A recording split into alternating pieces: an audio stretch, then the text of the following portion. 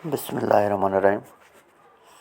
Study scope YouTube channel में भलीकार history of Sindh जे एक नए लेक्चर सां गॾु तव्हांजे ख़िदमत में हाज़िर आहियूं।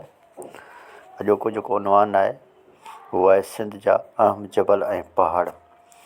सिंध जे उलहंदे वारनि जबलनि जो रुख उत्तर खां ॾखण तरफ़ आहे, जेके असुलु हालार जबल जो क़तारूं आहिनि। उहे क़तारूं बर्मा ऐं आसाम जे टकिरियुनि वांगुरु अरावली टकिरियुनि जी शाख़ुनि वांगुरु संदनि ॾखण वारियूं शाख़ूं समुंडंदड़ आहिनि। उहे जबल सिंध खे कलात डिवीज़न खां धार कनि था।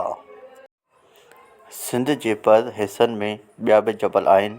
मिसाल तौरु खीरथर जबल, जंहिं जी मुखी चोटी कुते जी क़बर आहे, जेको समुंड खां मथाछिरे खां 5000 फुट ऊची आहे। संदसि ॿ ॿियूं चोटियूं हिकिड़े हिंद कमान वांगुरु पाण में गॾिजनि थियूं। हिन जबल ते ॿ वॾा मथां खां पट ज़राअत जे क़ाबिल आहिनि, जिन जी आबहवा सिहत लाइ निहायत फ़ाइदेमंद आहे। खीरथर में बोलान, मुलह, मशकोट मुखी लुक आहिनि, जिन मां बरसाती नयूं वहनि थियूं। उन्हनि जबलनि में लोह, टामो, शीहो, गदरफ, कोयलो ऐं तेल घणे मिक़दार में आहे। उन्हनि में आतिशी बादनि जे सबबि सिंध में अक्सर ज़लज़ला थियनि था, जिन जो असरु सिंध खे पवे थो। अॼु सिंध जा जबल वीरान आहिनि, मगर हज़ारे वर अॻु उन्हनि जबलनि में अलमास जूं खाणियूं हुयूं।